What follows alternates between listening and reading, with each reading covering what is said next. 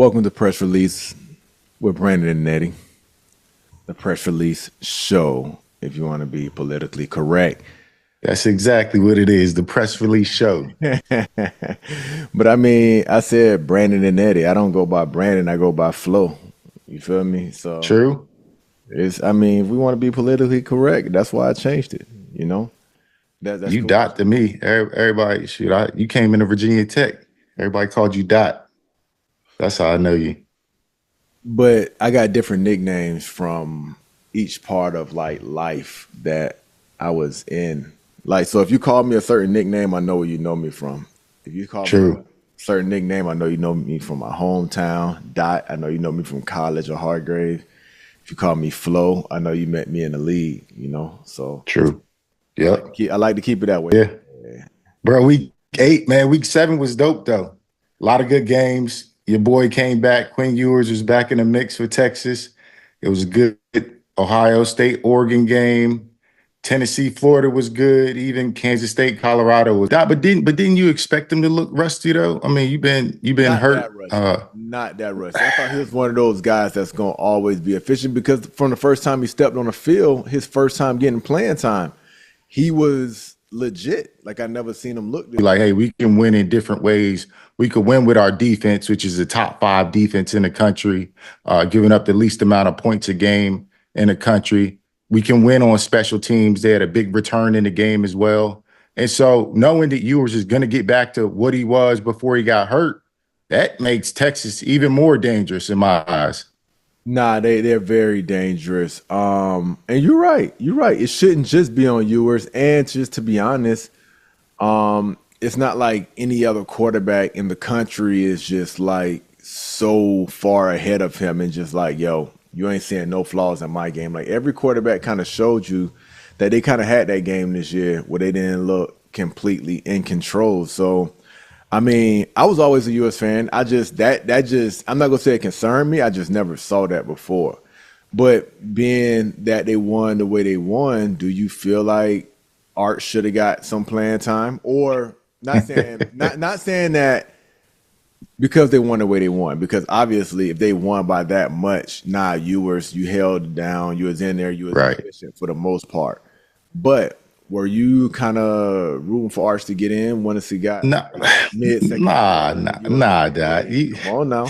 But you the one that brought it up and said maybe Yeah, I Arch. did, but that's because I said if the Manning can't wanted to push Arch to play, but that's not what I think is going on. And so the fact that yours was rusty, I think it was good. One, because you saw his mental toughness to be able to get through that, to push through those early mistakes and still kind of ride it through. I worried that his teammates would start thinking like, man, let's get Arch in here. This dude tripping. But that didn't happen. I And think the so the teammates got fact his that, respect. I think it'd be more fans because fans will always yeah, love that probably. newer toy. The fans love the newer toy. Yeah, so the fact that he was able to kind of steer the ship in the right direction, kind of get back on track with everything was good. But I expected the rust, man. Like you come back, your timing's off, your sense of urgency's off a little bit. And so that kind of makes you sail the ball a little bit higher, miss throws that you normally would make. So yours would be fine, man. And it was good that they was able to beat a rival too in a game that he didn't play well. So I thought it would have been closer. Oklahoma got to figure out their quarterback situation. But yeah, it Did, just a did he shocking appear to game a little look? bit for me. Did he appear to look in pain to you? Because even when he was running sometime and jogging off the field, it looked like he was grimacing a little bit, like he was still feeling a little something. You think? Did you see that? We talked about that though, didn't we? That we talked about that. Him coming back a little bit too early and maybe forcing it because Archer's out there balling. And so this is kind of what happens to an athlete naturally is that you want to be out there, especially a big game like this. Man, if Arch would have bought out against Oklahoma, come Yeah, on, dog. he'd have been in Then trouble. it puts that much more pressure on the coaching staff. Yeah, So I agree. And Oklahoma ain't no slouch, man. Like they play ball. They just got a brutal schedule this year. Between them and the University of Florida, I mean, they battling head to head with the toughest schedule in college football. But I think it was an excellent move to start Ewers knowing that you have a little bit of wiggle room, right? He can make mistakes because Hmm. Oklahoma ain't hitting on all cylinders like Georgia. If he was going to have some rust, if he was going to have some mishaps, some regression in his game, Yep. this was the game to do it because they still feel like they were better than Oklahoma and can come out and still get this win. Now that he got his feet wet, now he's going to settle down. He already went through a game. He took some hits on a touchdown Yep. run. He got hit pretty hard. He knows that he can go through a full game without being in pain. Now I expect to see the Ewers against Georgia, who can still possibly win the Heisman, even though he missed them 2 games. So we'll see. Yeah, it's good for him to be out there. And like you said, the reason you don't put Arch in is because you want Ewers to feel um, all those hits, the how it's gonna be playing a full game too, because I mean that's taxing to be in there all 4 quarters when you haven't been out there. You coming back from an injury, you think your conditioning is good, but until you really get out there, you getting Man, he a hit, you getting quarterback. banged He's around. straight. Dog, that matters, bro. Like when you still ain't been hit, you got to get up and do it. And he running around, man, it Bro, it's matters. been So, 2 games. You got like he been out 10 shh, games. That's like having a bro, bye week. This is a bye nah, week. dog. When you coming from an injury, bro, like no, it takes some time to get used to it. And so I feel like this Georgia game, it might take him a little bit of time to even settle into that game Bro, do because you that's know a what whole nother speed. bro, that's Georgia versus Oklahoma. Come on, listen, dog. I listen. saw that Georgia defense. As a That corner, Georgia defense is lights out. You did a whole tape on Georgia's defense. I did, but I cannot say what I wanted to say. Just Go three ahead. seconds. Can I just say what I was gonna say? But so listen, his his stamina should be fine. He's a quarterback. He's not going to take hits every play like a running back. So let's not put too much on it. Now, if it hurts to throw, yeah, that's another story.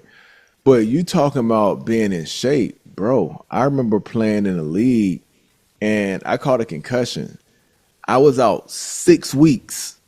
They brought me back for my next game, and our team just played on a Sunday, and then we had a Thursday night game. So you know that Monday is basically just a walkthrough, like because we got a short week. You off on Tuesday. We had another walkthrough on Wednesday, and we playing Thursday. So you know when you get concussions, you ain't running and rehabbing because when you run, it makes you lightheaded, it makes you dizzy. You literally just sitting in the dark room. You barely even watching film. So, bro, I sat down on my butt for almost 2 months. Didn't have time to get in shape and practice because the week that I came back, it was walkthroughs. And I had to go out there and start and ball and play a game. So I don't want to hear nothing about he missed 2 weeks and he's a quarterback and he's got to worry about being hit and doing this and doing that. Like, nah. Like that's what we do. That's what we sign up for, bro. We football players. Suck it up. I feel you. But he still was probably fatigued. No, I've been through the same thing, dog. I know. Maybe as a DB, you can sit back there and chill. You can play off coverage. You can do that. When can you chill, bro? On Bruh, run play, y'all get rest. Listen, y'all get rest. Receivers get rest. D linemen get rest. Running backs get rest. y'all get rest. Everybody, linebackers get rest. Bro, well, linebackers get a little DBs bit of get rest. rest. We don't get rest because even on run plays, even if we press, y'all go run us off like it's a pass play and go to the sideline, catch a breath, somebody else come in. Then y'all Bruh. run, release off the line, and we thinking it's a pass play, and we're exerting a lot of energy every single play. That's why we got to be in way more shape DBs, than bruh. y'all. Y'all, first off, when we run off, we be jogging because we know we gotta come back and probably run a post route or run a go route. So I ain't finna exert all of my energy and run as fast as I can off the ball. It's only a few guys doing that in the league. Y'all don't tackle. Y'all play a lot of off coverage towards eyes on the ball, and you can see what's happening. All right, it's a run play. I'm gonna act like I want to tackle, but I'm not really gonna get in there. That's what 90% of y'all DBs do, especially in the league.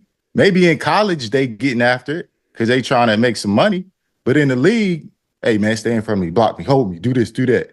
We be No. sitting there talking. When y'all running us off, we got to be alert because there's some receivers in the league that are released like it is a run play and then get into their route concept, run the route tree just later in their route. Like it's so many tricks to the trade, so we can't relax.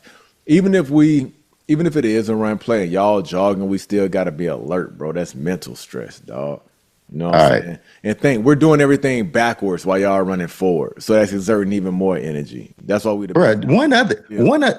look, you ain't even mentioned I like Texas too, because it seemed like it's their year because they got luck on their side too, though. Like that fumble, old buddy fumbled into the end zone, and then the receiver dove on it. Like plays like that don't happen that often. No, normally that ball roll out the back of the It was a end blowout. zone.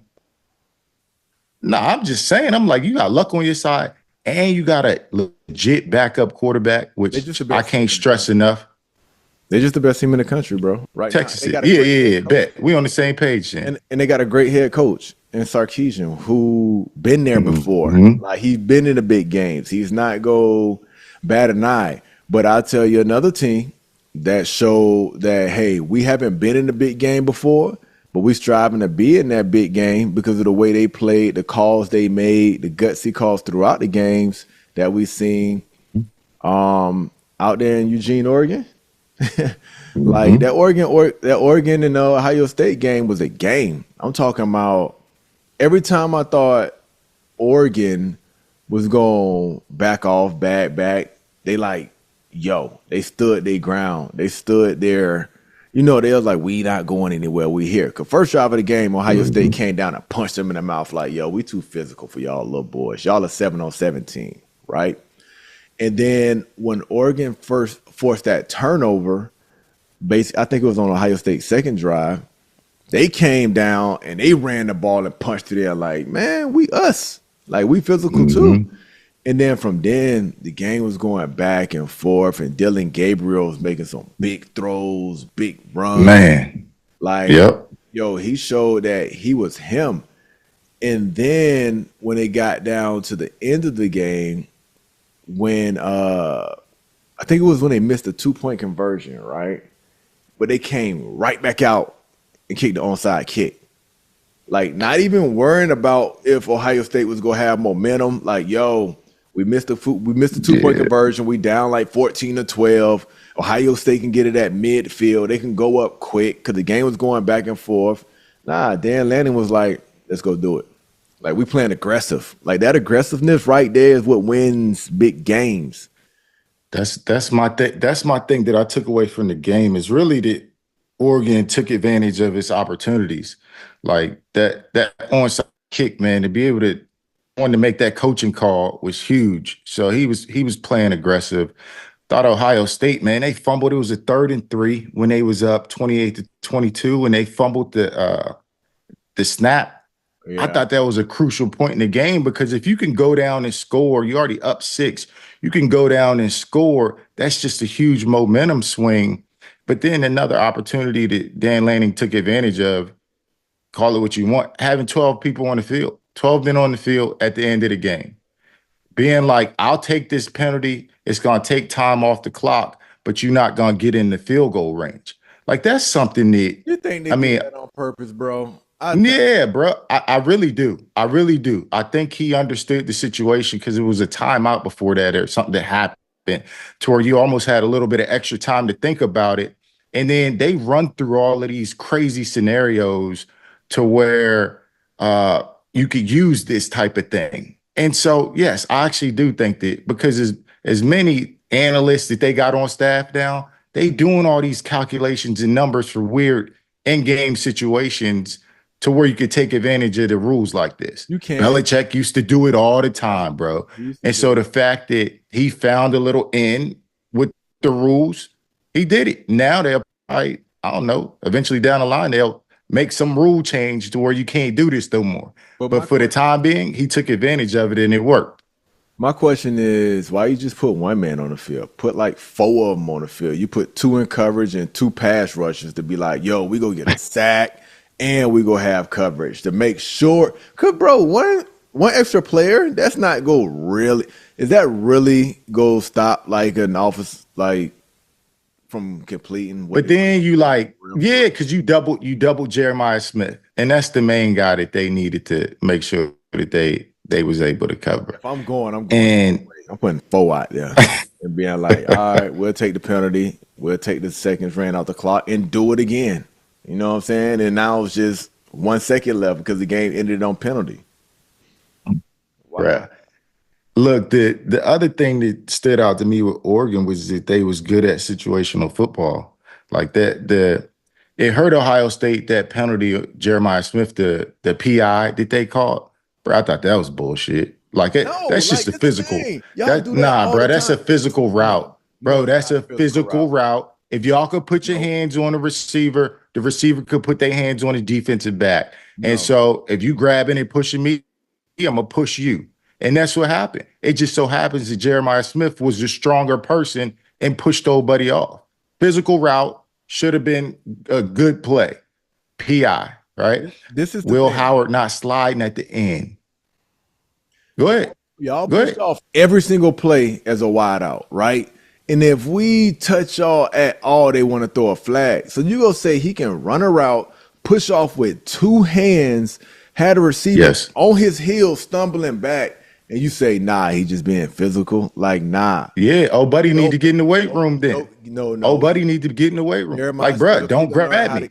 Jeremiah Smith need to learn Don't, how to get off the line of scrimmage. Old boy was in his don't. chest, locking him up. He had 100 yards. He had 100 yards in a game. I think he just fine, bro. He playing like the best receiver in the country. Make the Oh, but play, he had to grab him to try. It bro. does. This is That's great. home field advantage for you right there. That's I home tell field you, advantage for you. I tell you one thing, Ryan Day better tighten up because you should be winning the natty with all that money you spending. You should be undefeated. You should be coasting how Texas is coasting right now. And Texas in the SEC. Now we go see how they look against Georgia, but Ryan Day, hey, you got to tighten up, bro, because you got Penn State who's scrappy coming up, and you play them at Penn State. That's gonna be a game, right? Penn State number 3, y'all number 4, and do not sleep on Indiana when y'all play Indiana. And yes, y'all still got Michigan. Y'all should beat Michigan, but it's still a rivalry, so you never know what's gonna happen. Mess around and True. don't get any playoffs. That's what you do, Ryan Day. You mess around and don't get any playoffs. Yeah, that he got to figure it out. Also, bro, like Will Howard to not slide at the end, like he just took a couple extra steps. If he gets down a little bit earlier, then you got a chance for a field goal. Ohio State had too many penalties. Oregon just played clean to me. They did. They did. Oregon only had 3 penalties. Oregon had no turnovers. Dylan Gabriel didn't get sacked. It was just so many little things that Oregon did better than Ohio State, which just came down to discipline and coaching at the end of the day. And that's how you win these close games like that. And that's why Oregon showed, hey, they the second best team in the country behind Texas. And Ohio State actually looked good. They ran the ball, they're efficient through the air. This was just a good game that they lost, but I don't care. When you're the Ohio State, you can't lose 3 games in a season and don't even get to like the final 4 in these playoffs. Like it's not acceptable for that team. Am I right? Or do I you? agree, but shit. I mean, Ohio State got to prove what they are again. You got all these great players. But that's where you said Ryan Day got to figure this thing out. But I mean, they got a ton of good players, but they not doing it. But that you lose by 1 to Oregon, I'm not that mad, I'm not that mad either. right? I'm just saying you can't keep doing it because you got tough teams coming up. Indiana's For going to be sure. tough. Penn State at Penn State is going to be tough. Michigan's going to be tough. That's 3 tough games. That's 3 of them. I'm with you. The one thing that did, I keep thinking about it. I didn't even want to mention it, but it kind of bothered me a little bit about that game was the Oregon receiver that spit on the DB, man. That's just Yeah. yeah, bro. You can't have that, man. That I would not have on the kicked out the football game right team. with them. Bro, he one of the better receivers on their team, and this is a big game, and you just don't want that out there for your program, man. You one of the top 5 teams in the country. It's just a bad look overall for everybody, and that's gonna follow him for the rest of his career, And whether he knows it or not right now. look at the time that he did it.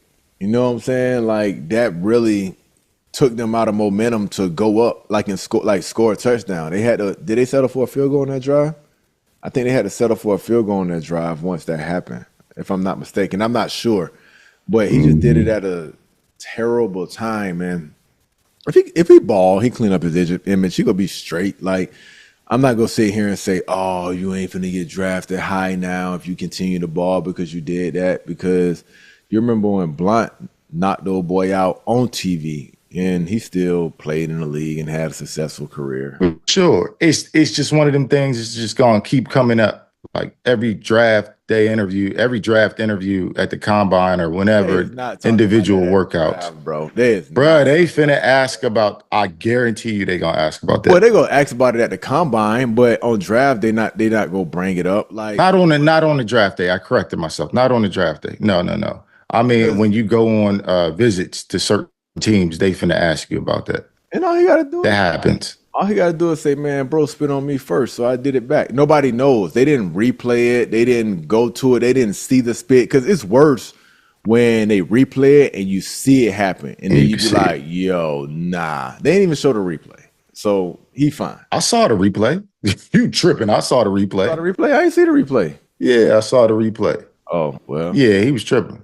Yeah, he spit But on me too. Hey, listen, it's as he your ain't spit on. media guy, media training 101 right here. Say he spit on you first 3 plays ago. And you spit on him back. That's it. You'll be good, Yeah. little bro. Then they gonna be like, pull it up. Then you're gonna be a liar again. so in all, we think Ohio State should still be okay and make the playoffs. Oregon, they're definitely in contention. You know, they're hitting on all cylinders right now. But it's a team that I thought was one of the best in the SEC, who I feel like is digressing week by week now, and that's Tennessee. If you seen Yeah. that Florida Tennessee game, we know Florida ain't really that, and it is a rivalry, and it's almost like the NFL. It doesn't matter what your record is. Once you play a rival, all wins and losses go out the window. But still, when you at home, it shouldn't have been a 3-point win in overtime over Florida. Tennessee defense, to me, I thought that was one of their strengths coming in at the beginning of the season. They just couldn't do anything, bro. Their DBs couldn't stop anybody. Mertz throwing the ball all over them, running all over them. DJ Lagway come in and now he darting stuff. I'm like, Right. bro, what is Nah. really going on out here? Hold Montreal on, bro. Let me just let me check. Let me check. closing and getting to the goal line and punching it in and looking like, yo, we that.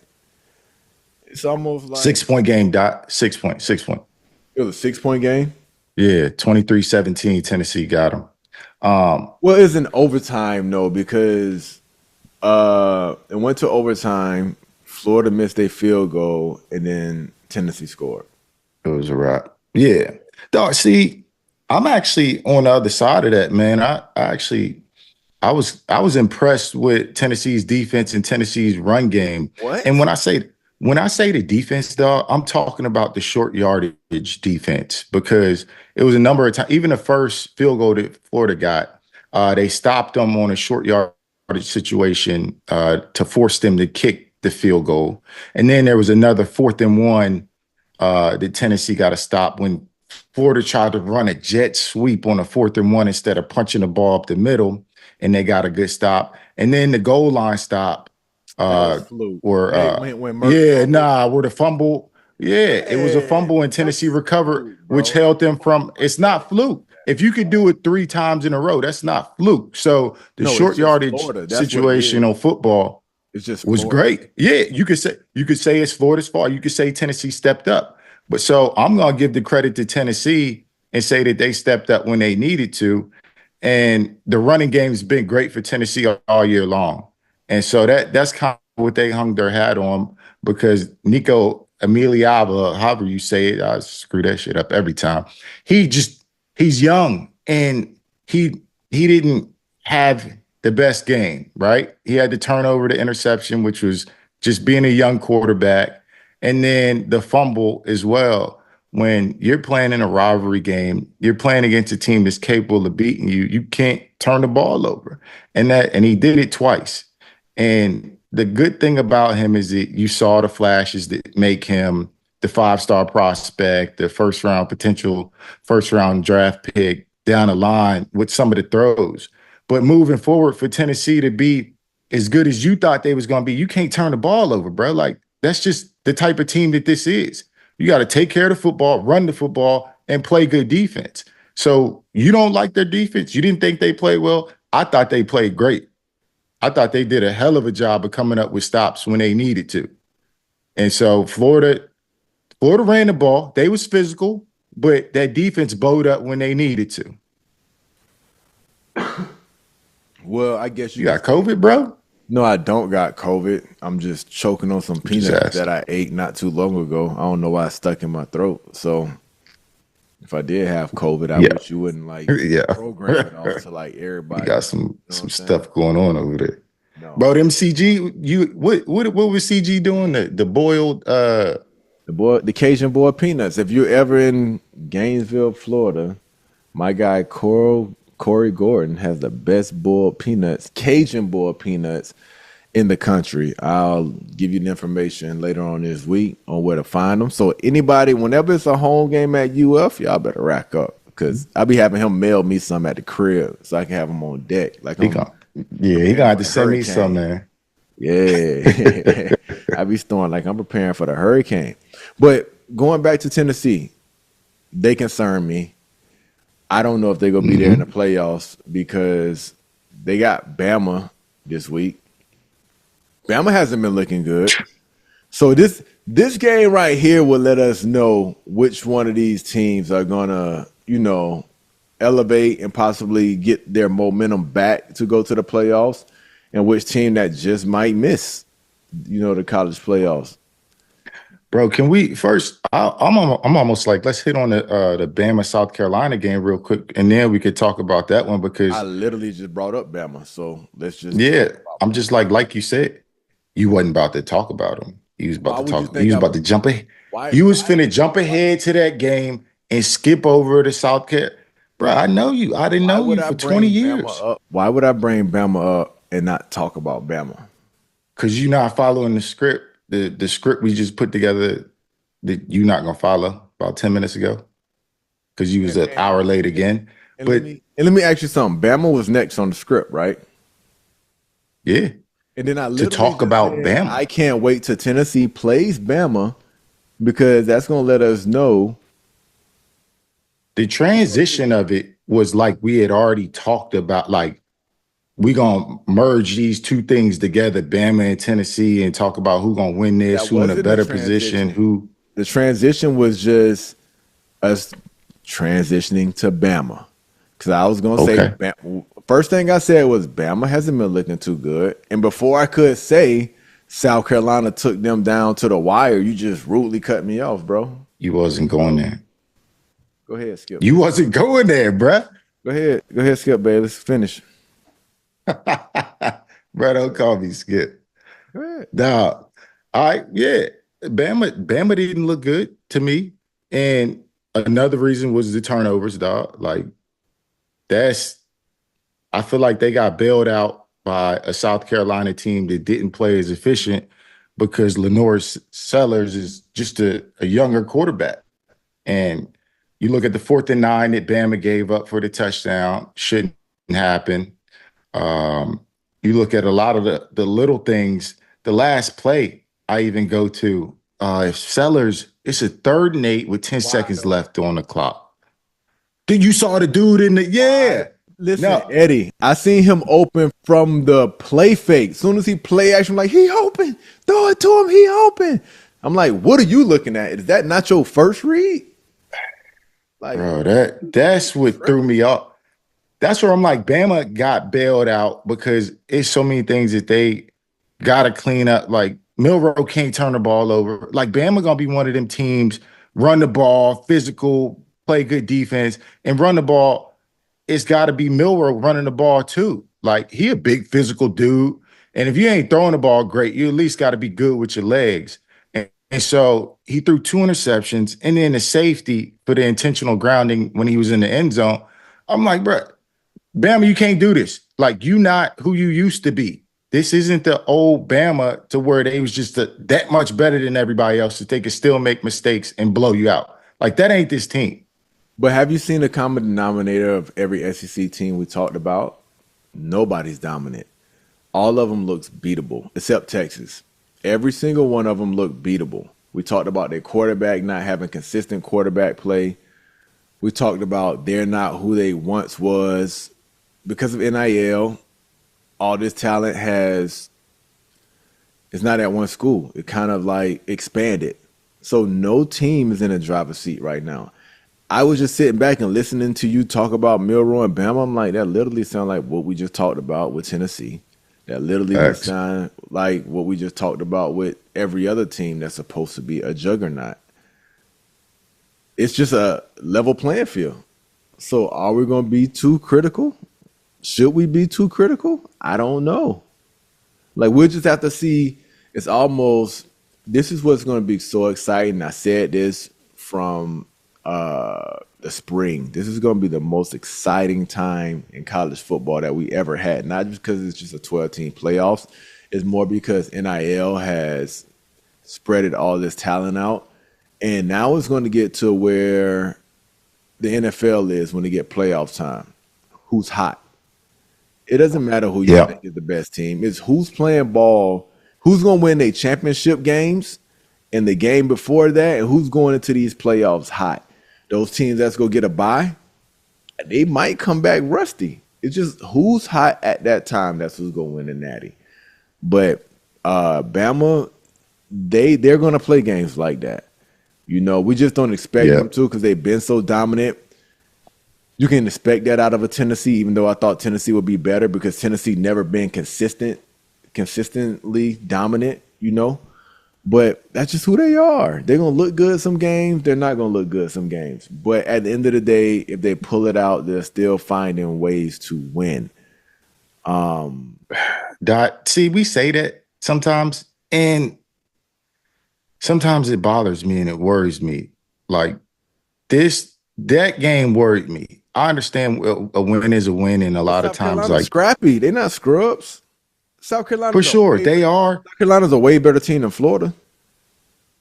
I just when I'm looking at Bama, I'm looking at a team who's questioning how good they are. Like they no way. They almost feel like, yeah, bro. They almost feel like they starting to realize they're not as good as they used to be, because something like Vandy happens, and then a game like this against South Carolina, who you typically blow out. That's normally a team that you blow out and you win and you get the backups in. But now you're in a dogfight for this one. Now you throwing interceptions, you fumbling, you intentional groundings. Things aren't happening as easy as they used to. And then in the back of your mind, y'all don't got Saban no more. You got a new head coach. You got a new scheme. You got a lot of new things that maybe you starting to question in the back of your mind. And so they not far from falling off the cliff. Like, they peeking over that thing right now. Like, luckily they had the better players in this situation. And South Carolina turned the ball over 4 times to bail them out, because against any other team that doesn't turn the ball over or has a more experienced quarterback who doesn't make some of those mistakes with ball handling and different things, they lose that game. And then what are we saying about Bama? So, bro, they right there at the edge of a lot of what ifs you're bringing up. I'm just telling you. I think Bama is okay with where they are now with only one loss 8 weeks in, because they just got a new head coach. They got a new play caller.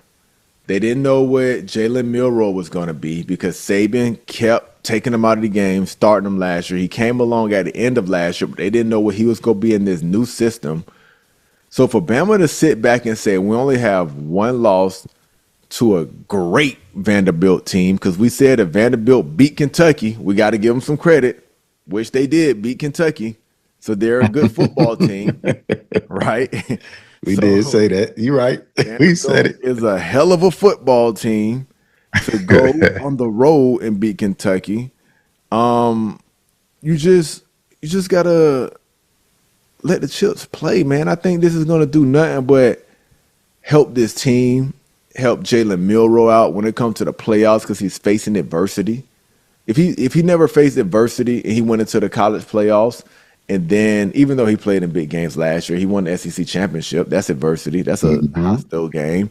But Yep. yo, he earning his stripes right now, bro. He feeling like, yo, even when I don't play good, I'm gonna find a way to pull it out. Like those are He stripes. did. That's I give. experience he's earning right now.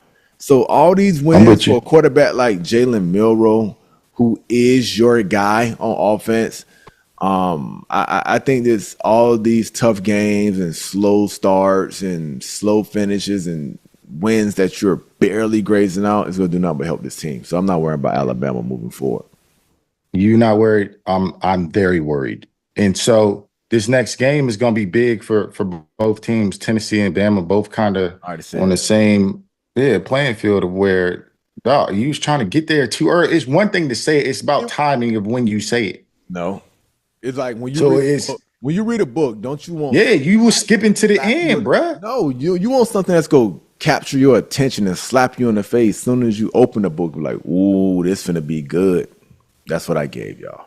You're welcome. Nah, you skipped to the last chapter, read it, then went back, and you ain't supposed to do that. You ain't supposed to do that.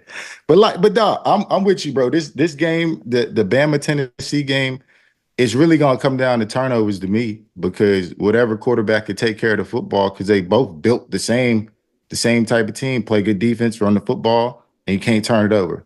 So you would imagine that Bama's quarterback and Jalen Milroe would have the advantage of not being able to turn the ball over and learn from his mistakes and use his legs a little bit more. But I don't know, bro. Like it's a lot of question marks for me about Bama.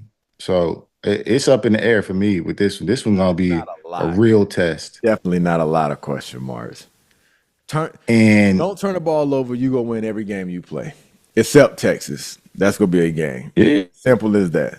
but all right. And I'm gonna give a shout out to the SEC crowds, bro. Them games was live, dog. Like Bro, I'm watching them I, games. I Them don't stadiums are rocking. I don't even want to get into the Dog. game, but LSU crowd went viral for how lit they was this Bruh. past this past week. Can you imagine playing in the LSU stadium? Like if they didn't get all their recruits Dog, we did. here, like they on their way. They finna commit sometime soon. But yeah, at Yeah, SEC stadiums they lit. Especially like I said, Death Valley. They Death Valley, right? At LSU. sound right. Yeah, they had We went in there and got waxed. We y'all got experienced it, waxed. dog. They That had our offense shook. Like nah, our offense didn't know what the hell to do when we I played. was not sure. I almost ran back about 3 kicks on them, bro. I can't throw it to myself, man. The offensive line wasn't blocking. They had 4 first rounders on that D line. The stadium was crazy. Dog. SEC football different, man. I give them that, man. They can create an atmosphere and an environment. So So I'm like, man, I get it. LSU like they number 8 now, so they climbing up them rankings like They quietly. sneaky They're good. quietly Yeah. climbing up them rankings, Which, while teams like Colorado, who we had so much hope for, who everybody wanted to see in the college playoffs, they had a man, chance. They had a favorable schedule to go on a run, but just couldn't get it done. I this personally, was the game. This was the game they needed, right? yeah, because Kansas State is a solid football team. I just we root for Dion, man. Like we root for Coach Prime, but if we look at their team in a totality, like they're just not good enough yet, right? Their defense look like the Cowboys' defense. They just couldn't. They couldn't tackle. You know what I'm saying? They wasn't gonna cover nobody. Right. It just was, and up front, man. It just Colorado just get big boy, man. So I don't know, man. I hate this for Prime because he's the guy we root for. And then what happens, because Shedeur keeps you in games. Like Shedeur is a great talent, right? He keeps you in games. Travis Hunter left the game. But when you got Shedeur, you have a chance at the end of the day. I'm just even thinking, what happens when Shedeur leave? Like how bad is this gonna look for this Are we even gonna care about this Colorado team once Shedeur leave? Nah, no. No, but because the whole aura of it all leaves because Travis Hunter is gone as well, and those are the two guys that are bringing the eyeballs and the attention. I mean, Dion Prom is always gonna have that aura about him, and but when he can't go out there and play, and so the fact that his son is out there and potentially the first overall pick, it's exciting to watch. Man, dude was 34 for 40, That's crazy. 388 yards and 3 touchdowns. That's But crazy. like That's crazy. that's crazy, dog. Yeah. And so the fact I'm like, if they would have won that game, one, he's still in the talk for the Heisman. Colorado could make a run because the rest of their schedule looks not easy, but it looks winnable. They could Incredible. win out. Yeah. Yeah. And so now everything is kind of takes a back seat to it. Now it's just kind of the Shador and Travis Hunter show. Now you're just watching them for highlights.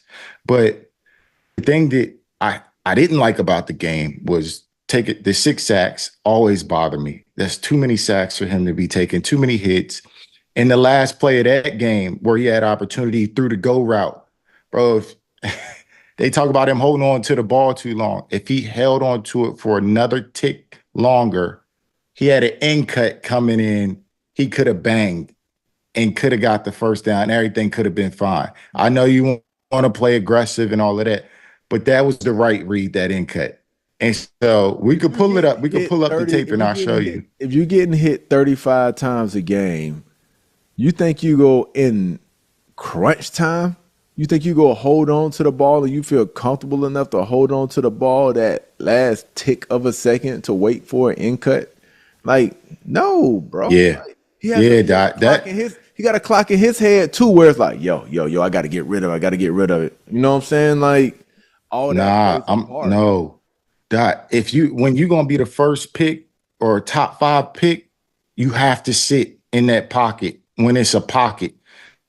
Now we can argue that hey, his pocket ain't always there, so he escapes. I get it, but he had a pocket that time, and he gonna look back and watch it and learn from it. But it was one of them plays to where I needed him to sit in that pocket and bang that in cut, What I'm which is telling you which is we is see the hard to pocket. do. I get it. We see the pocket because we're watching. His blind Sure. side, he doesn't know he got a clean pocket. He don't know if his left tackle is finna get beaten. Oh, somebody about to come in, and he don't want to take a sack to end the game. Like, For yeah, sure. For sure. we can say all that But now because we're seeing everything from a bird's eye view. But with him, uh, like, he can't look at the pass rush while he's sitting in the pocket. Yeah, you got to have some kind he of can feel you can feel awareness. it. You can Yeah, feel it. you can feel. Yeah, he felt That's six what sacks. but that's That's what he why felt. He felt but six that's what sacks. makes that's what makes the great ones great is that they in those moments they can still make the right read and handle the pressure even with the potential of getting sacked. They all right, I feel it, but I'm still sticking here and make this throw. Boom. Rather than okay, I start to feel it. I'm gonna take that go route. In that situation. That's just all I'm saying. I think, look, he's still the best quarterback in the draft right now for me. You still with yours or you with Shedeur Cam Ward? Where you at? Uh, I want to see yours against UGA. I think it's a two-man race between Shedeur and Ewers. I want to see yours now that he's healthy for the most part against Georgia, and then I'll be able to make my decision because Ewers left a sour taste in my mouth last week. Shedeur gets hit so much, whereas I still don't know if he just hang on the ball too long or the coordinator just need to get the ball out of his hand quick and call like West Coast concepts. So Mm-hmm. I don't know. They still neck and neck to me. It depends on which team they go to, right? So for me, if you're going to because yours is every bit of Purdy, right? I don't need him dropping back and trying to survey and everything like that and lead me to throwing the ball 56 times a game for a win. Like, no, you hit who I need you to hit, and we go run the ball. Shedeur, you can give him the ball like you give Aaron Rodgers the ball, and he can lead you to wins that way. So it depends on what team you got to pick. What if it's Cleveland? If you got Cleveland, what you doing? Because I just saw a mock draft. My dog did, Jordan If Reed, I'm and Cleveland, it was Cleveland.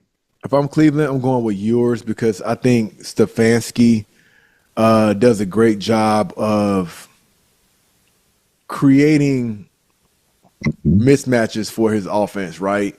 Especially when Chubb come back next year and they're going to be running the ball. He's going to get the ball out of his quarterback hand quick. I felt Baker was great with Stefanski. They just felt like Deshaun Watson was going to be better. Deshaun Watson is more Shedeurish, whereas like I like holding on to the ball. Let me stand up tall back here. Let me see what's going to shake, and then I'm going to make my magic work. True.